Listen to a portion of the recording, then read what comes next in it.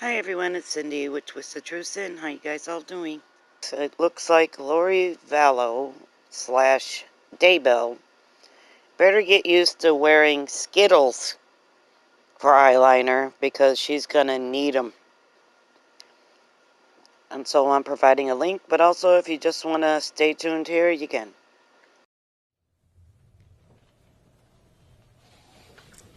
All rise. This court is back in session. The Honourable Judge Kathleen Enewatanabe presiding. Thank you. You may be seated. Calling CSP 20-08, State of Hawaii versus Lori Noreen Vallow, also known as Lori Noreen Daybell. Motion for reconsideration of denial. The defendant's oral motion for bail reduction. Good afternoon, Your Honor. Justin Kohler, prosecuting attorney. With me is Tracy Murakami, deputy prosecuting attorney, appearing on behalf of the State of Hawaii. Good afternoon. Good afternoon, Your Honor. Craig DeCosta on behalf of Lori Daybell, who is present in the courtroom. Great. Good afternoon. Counsel ready to proceed with the matters? Yes, Your Honor. All right. Before we do that, let me just state on the record that there have been additional applications by the media for extended coverage. The court has granted all of the applications, and I just want to note on the record, this includes NBC Network News, A&E Networks, KLI-TV2 News, KHON News, and the Garden Island Newspaper. And this is with the caveat that there would be no additional cameras allowed in the court other than what was approved on February 21st, 2020. All right, so Mr. DeCosta? Your Honor, with regard to the issue of our motion to reconsider, I'd like to respond to a couple of the filings which the state has brought forth. They're relying on 2011 civil contempt in a custody dispute. And even if this was a criminal contempt, in Hawaii, the tool that's used to determine whether the person should be released on bail and what the bail amount is, only goes back 2 years. So bringing up something that's 9 years old, I don't think that is appropriate and should be ignored by the court. With respect to the court order, because they're trying to make this a pattern of conduct, with respect to the 2020 court order, Ms. Daybell has an attorney in Idaho who's fighting that order. He actually filed a motion to quash the order prior to the given deadline, and that denial of the motion to quash is, I believe, on appeal in Idaho. So it's not that she's just flaunting court orders.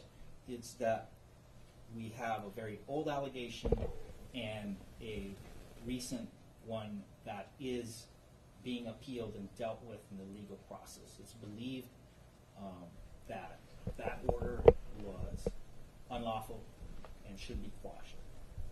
And that order was also mischaracterized. That order didn't say simply produce your children in Idaho court. It pretty much said bring your children so that we, the government, can take the children and put them in foster care. And that's the reason why she's fighting that order. With respect to whether she's a flight risk, Mrs. Daybell and her husband moved to Kauai. No charges were pending in Idaho at the time that they moved. It was a previously planned move, and it's something that makes sense because of all the states that Ms. Daybell has lived in over the past 6 years. Her longest residency has actually been on Kauai. So, with respect to that, it is Lori's position, it is our position, that she's not a flight risk just because the state of Idaho decided to file charges against her after she had already gone through with a previously planned move. She's not hiding from law enforcement. She's been under surveillance by law enforcement for weeks prior to her arrest. She didn't try to leave the state of Hawaii. She hired an attorney here, myself, who communicated with the police and said, if you get a warrant, let me know, I'll surrender her. What we're here for today is to ask this court to treat Lori the same as anyone else that comes before this court facing Class B felonies, and set reasonable bail as required by the State of Hawaii Constitution, the United States Constitution. Ignore the publicity, ignore the hype, the sensationalization of this case, and set bail the way this court would any other individual under these circumstances. And as I stated in my pleadings, 23 plus years, I have never seen a Class B felony case where bail was set at over $1 million, especially with someone who does have ties to Kauai. Her husband lives here. She has established residence here in the past, and she's more than willing, if bail is reduced to a reasonable amount, to actually pay for herself to go back to Idaho and face those charges and defend against those charges. Thank you. Mr. DeCosta, I believe that you and Mr. Kohler take different positions in terms of the statutory provisions that are applicable here in the setting of bail, correct? You rely on 832-16. Correct. And she was arrested without a local warrant, and so 832-16 does apply. She's not facing life imprisonment or death penalty. Therefore, bail shall be set by this court, not an Idaho court. You would agree that that statutory provision leaves it to the discretion of the court to set bail? It is within the discretion of the court as long as the court follows Ms. Daybell's constitutional rights and sets it at a reasonable amount. And in this case, my argument is that even given all of the arguments made by the state, that $5 million is not reasonable, I think that amount is overly influencing what this court would normally set, because some Idaho judge who's being appealed in another order by Ms. Daybell said $5 million. But if this court were to have taken a look at this case with fresh eyes, I do not believe that this court, knowing this court's history, would have set it at over $1 million. And that's the basis of your position in basically alleging or intimating that the court erred in confirming bail at $5 million. Yeah, I don't think there was bail to be confirmed at that point. I believe that 832.16 says, shall bring the person in front of the court for the setting of bail if they're arrested without a local warrant. They didn't bother to get a Hawaii warrant, despite the fact that she was under surveillance, despite the fact that apparently the documents was here on island with an Idaho detective. And they didn't bother to ask for a local warrant, so we have to go by 832.16. And you dispute the position taken by Mr. Kohler that your client is a flight risk. I do not believe she's a flight risk. I do dispute that. And, you know, as I stated in my pleadings, bail is meant to secure the attendance of the charged person, and Ms. Daybell has done, ever since meeting with me in late January, has done everything correctly as far as being available to turn herself in if that's what was requested. And I think that's all the questions I have at this time. Mr. Kohler? Judge, nothing has changed about this case since we last addressed bail several days ago, other than that we learned of her past history of defying court orders regarding the custody for children, not just in 2009 and 2011, but also what was telling in those reports is Joseph Ryan's statements that she has a history of disappearing when the child's custody is at issue. So that is. You're referring back to the 2011. I'm talking about the 2009 and 2011 reports, in which she was civilly found in contempt and charged with judicial interference. So that certainly, in the state's view, is even more reason to I mean, our position was always that she should be remanded without bail, but in the alternative, the $5 million was appropriate at the time and remains appropriate today. Now, Mr. DaCosta and I agree that we haven't seen a case like this before. In my 15 years, I haven't. In Ms. Murakami's 25 years, I'm sure she hasn't either. So this case is extraordinary, especially given the fact that the very same day investigators went to her house in Rexburg, she dug out for Hawaii. Or she dug out at least for another state and then ended up in Hawaii. And yes, the move may have been pre-planned, but it certainly raises eyebrows with the state that the move appears to have been planned before her husband passed away. So the state considers that as well. So our position remains that Ms. Daybell is certainly a flight risk. She has resided in numerous states in recent years, has had identification from numerous states in recent years, and is in open defiance of court orders, not only from Idaho, but has a history of digging out when the chips are down, Your Honor. So the state rests on that unless Your Honor has specific I inquiries. have a question on the basis of bail, and you cite to Section 804-3 of the Hawaii Revised Statutes, which is not the same basis relied upon by the defense. Well, the state understands that Section 832-16 does give Your Honor the discretion to set the bail. We do not see any disharmony or dissonance between 804.3 and 832.16.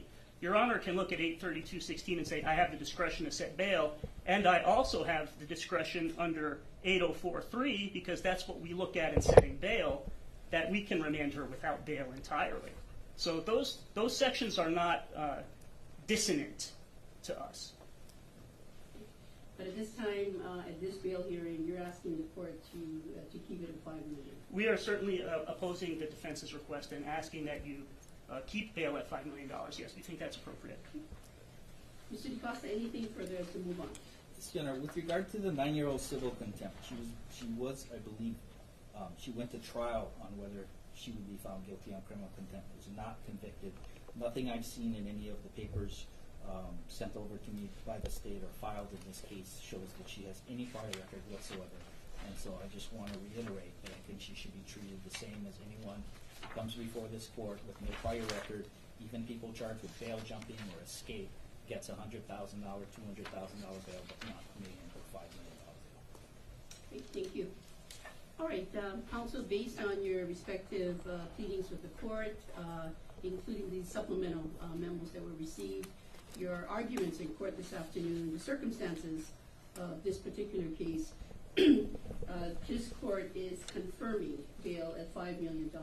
Just want to state on the record, at the prior hearing, the court confirmed bail at $5 million, and let me just state that the plain meaning of confirm means firmly establishes. So I am firmly establishing and confirming what I previously said at the hearing, last hearing. So bail is confirmed at $5 million. I would like an order to that effect, Mr. Fuller. Yes, Your Honor. And as soon as you submit it, the court will execute the same. Thank you. Anything further? Yes, Your Honor. Yes. At this time, we would, Ms. Daybell has executed a waiver of extradition. Having reviewed all of the paperwork submitted by the state, we're not disputing that she is a person charged by the state of Idaho, and she would like to expedite her return there so that she can defend herself against these false allegations. Right, very well. Then, Ms. Daybell, would you please stand? And as soon as you're ready to turn that over to the bailiff, Mr. DaCosta. Yes, Your Honor.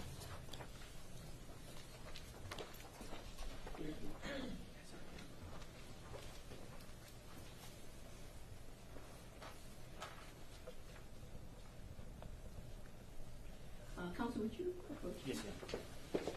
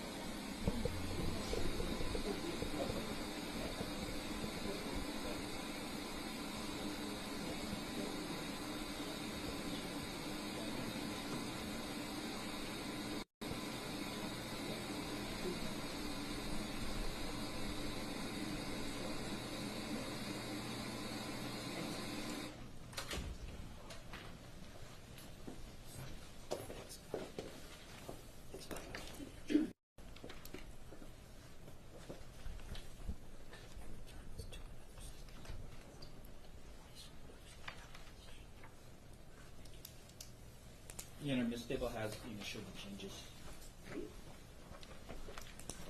Thank you. All right, Ms. Daybell, I need to ask you questions on the record. I'd like for you to answer out loud and into the microphone that's in the middle of the table. First of all, are you Lori Noreen Daybell, also known or formerly known as Lori Noreen Vallow? Yes.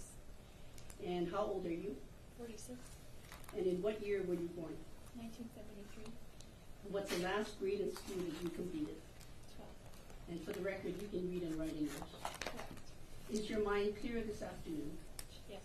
Are you under the influence of any alcohol or drugs? No.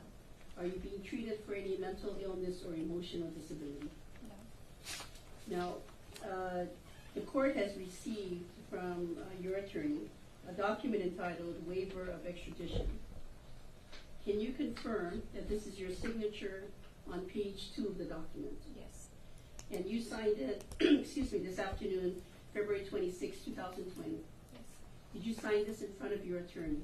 Yes. And did you carefully go over both pages, and including the signature page on page 3, with your attorney before you signed it? Yes. And do you understand what you signed? Yes. All right. Do you have any questions for the court as to the effect of signing a waiver of extradition? And as the court asked you at the last hearing, you understand full well that you have the right to be represented by an attorney at all times. Yes.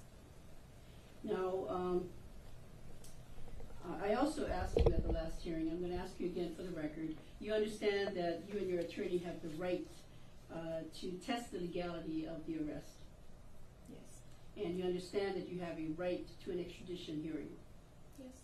And you understand that the court expedited the last hearing and set an extradition hearing at your attorney's request. At that time, it was Mr. Hempe, you have Mr. DeCosta today.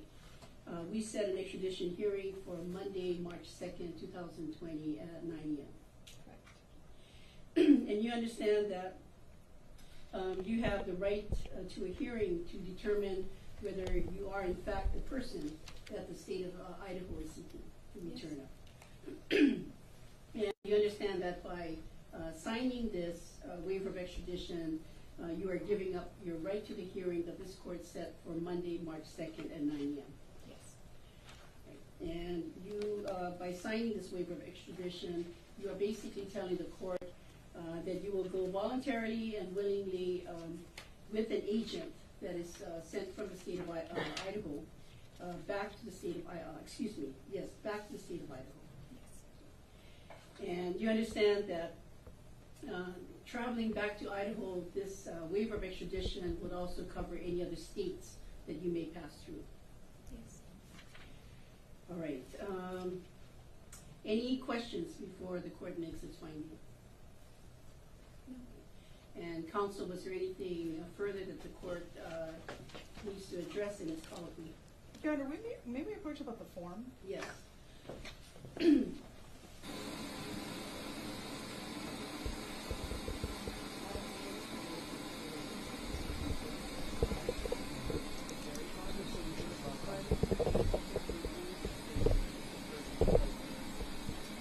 You're talking about what's yes, we can take care of that. Okay.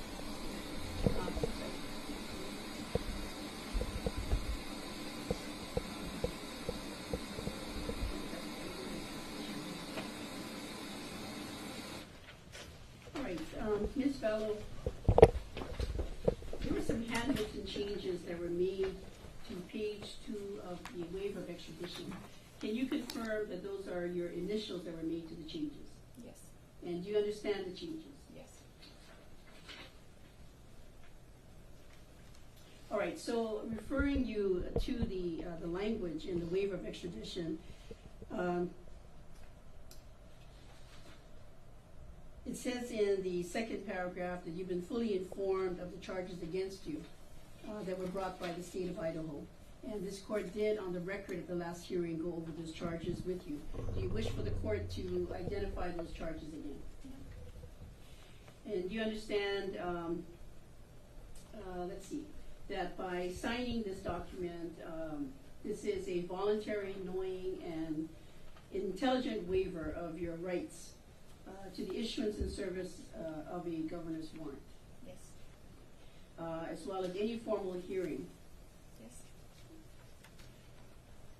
Right. And you understand that by signing this document, this is without reference to your guilt or innocence regarding the merits of your case, that is with the state of Idaho. All right. Okay, the court is satisfied in its colloquy with Ms. I've been referring to as Ms.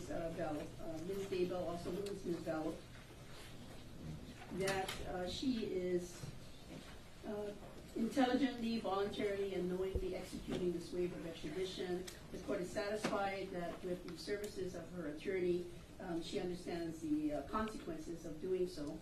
And given that, the court is instructing the prosecutor, Mr. Kohler, to make contact with the state of Idaho and to request that they send their agents as soon as possible Yes, Your Honor. to pick up Yes. Ms.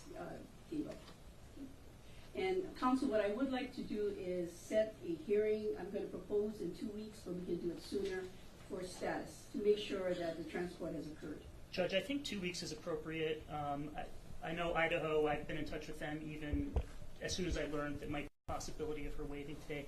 I think they weren't planning to come and get her before the hearing next week, so we're still working with them on the logistics. I think 2 weeks is appropriate. It can always be moved up sooner if something needs to be addressed. Okay, Mr. Picossa, any objection? I would ask for sometime next week. You want it next week? Yeah, just to see how Okay. soon. Any objection to that, Mr. Kohler? No. I'm going to set it then for a week from today, and this is for status. So March 4th, 2020 at 9 o'clock. Anything further, counsel? So we will be vacating the March 2nd court. That is correct. The hearing set for Monday, March 2nd at 9 o'clock will be vacated.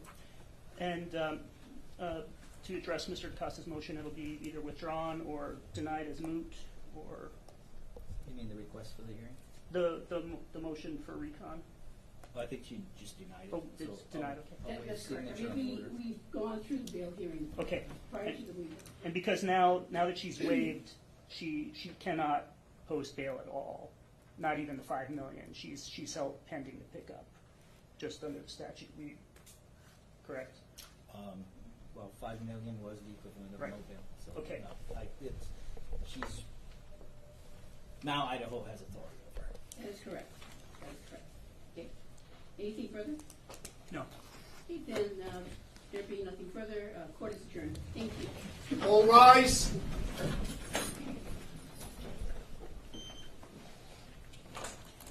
Thank you. You can exit the courtroom.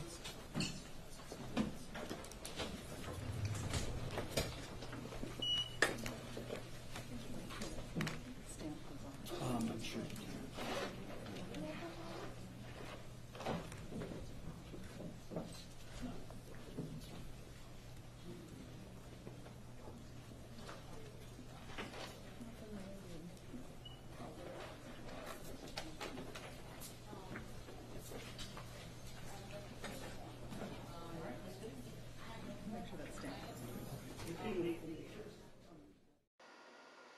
She's looking a little long in the tooth today, in my opinion. That's what happens when you're a totally heartless monster.